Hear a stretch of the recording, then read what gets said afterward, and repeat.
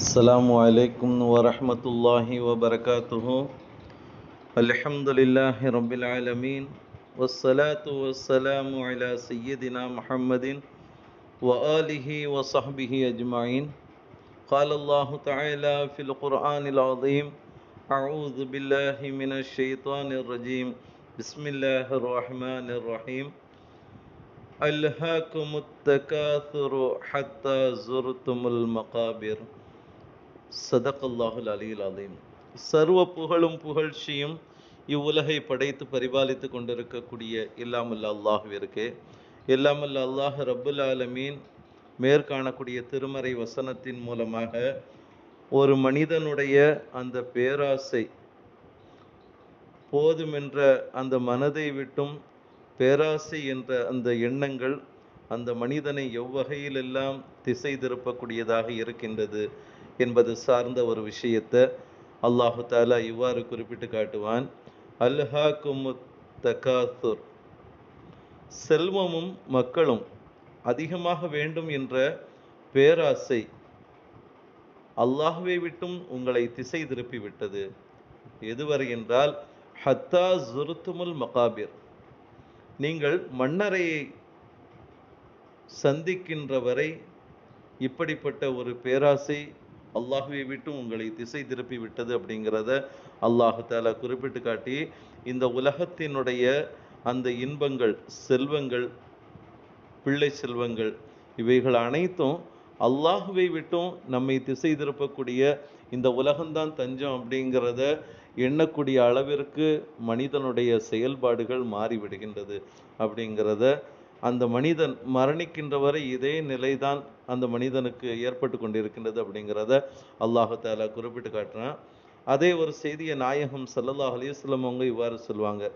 Abu Hurairah ரலியல்லாஹு தஆலா அறிவிக்கிறாங்க, புகாரி ஷரீஃபிலும் முஸ்லிம் ஷரீஃபிலும் திர்மிதி ஷரீஃபிலும் பதிவு செய்யப்பட்ட ஒரு செய்தியை நம்ம பார்க்குறோம்.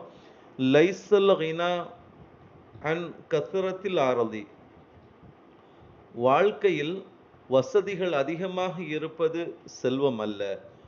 வலாக்கின்னல் கினா கினன் நஃப்ஸ், மாறாக போதுமென்ற மனமே உண்மையான செல்வமாகும் அப்படிங்கிறத நபிகள் நாயகம் ஸல்லல்லாஹு அலைஹி வஸல்லம் அவர்கள், ஒரு மனிதன் தனக்கு இருப்பதை கொண்டு திருப்தி கொள்ளக்கூடிய ஒரு நிலைமையில் போதுமென்ற அந்த மனதோடு வாழ்ந்தால் அதுதான் சிறந்த செல்வம் அப்படிங்கிறத நபிகள் நாயகம் ஸல்லல்லாஹு அலைஹி வஸல்லம் அவங்க குறிப்பிட்டு காட்டி ஒரு வரலாற்று செய்தியை நமக்கு உணர்த்தி காட்டக்கூடிய ஒரு நிலைமையில் நபிகள் நாயகம் ஸல்லல்லாஹு அலைஹி வஸல்லம் குறிப்பிடுவாங்க.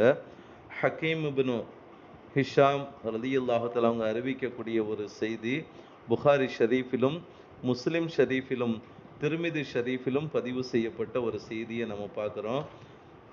ஹக்கீம் இப்னு ஹிஷாம் ரலியல்லாஹு தஆலா அவங்க சொல்கிறாங்க, நான் நபிகள் நாயகம் ஸல்லல்லாஹு அலைஹி வஸல்லம் அவர்களிடத்துல தர்மம் கேட்டேன்.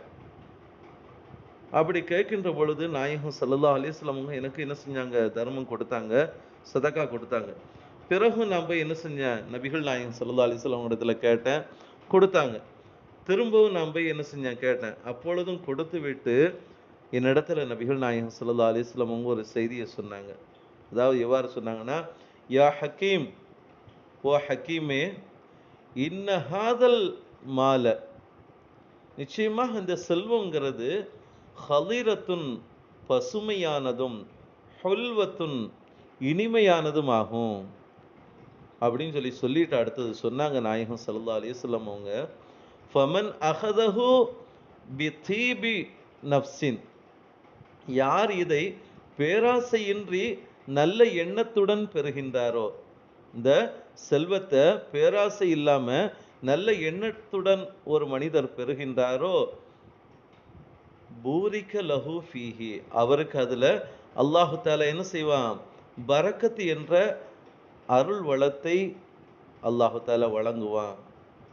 அதாவது பரக்கத்துங்கிற அருள் வளம் என்ன செய்யப்படும், அந்த பொருளாதாரத்தில் அந்த செல்வத்தில் வழங்கப்படும் அப்படிங்கிறத நபிகள் நாயகம் ஸல்லல்லாஹு அலைஹி வஸல்லம் அவங்க சொல்லிட்டு, ஒமன் அஹதஹு பி இஷ்ராஃபி நஃப்ஸின், யார் மனதை அலைய விட்டு பேராசையுடன் இதை எடுத்துக்கொள்கின்றாரோ, லம் யுபாரக் லஹு ஃபீஹி, அவருக்கு அதில் பரக்கத் என்ற அருள் வளம் செய்யப்படுவதில்லை அப்படிங்கிறத நபிகள் நாயகம் ஸல்லல்லாஹு அலைஹி வஸல்லம் அவங்க சொல்லிட்டு, இப்படிப்பட்ட மனிதர்கள் பேராசை கொண்டு அந்த பொருளாதாரத்தை சேகரிக்கக்கூடிய அந்த மனிதர் சார்ந்த ஒரு விஷயத்துல அவர் எப்படிப்பட்டவர் என்றால், கல்லதி யஅகுலு வலா யஷ்பஉ, அவர் உண்ட பின்பும் சாப்பிட்ட பின்பும் வயிறு நிரம்பாதவரை போன்றவர் ஆவார். சாப்பிட்டும் வயிறு நிரம்பாதவரை போன்றவர் ஆவார். வல் எதுல் உல்யா ஹைரும் மினல் எதி சுஃப்லா, மேலிருக்கும் கை கீழிருக்கும் கையை விட சிறந்ததாகும் என்று நபிகள் நாயகம் ஸல்லல்லாஹு அலைஹி வஸல்லம் அவங்க என்ன செஞ்சாங்க, எனக்கு இவ்வாறு உபதேசம் செஞ்சாங்க.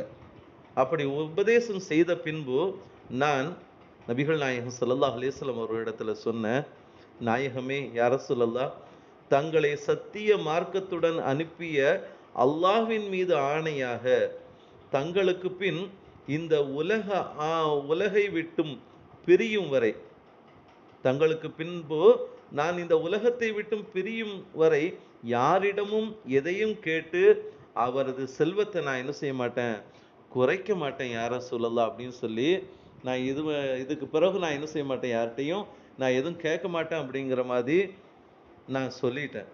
அதாவது இவ்வாறு நான் சொல்லிட்டேன் அப்படிங்கிறத ஹக்கீம் இப்னு ஹிஷாம் ரலியல்லாஹு தஆலா அவங்க சொன்னாங்க.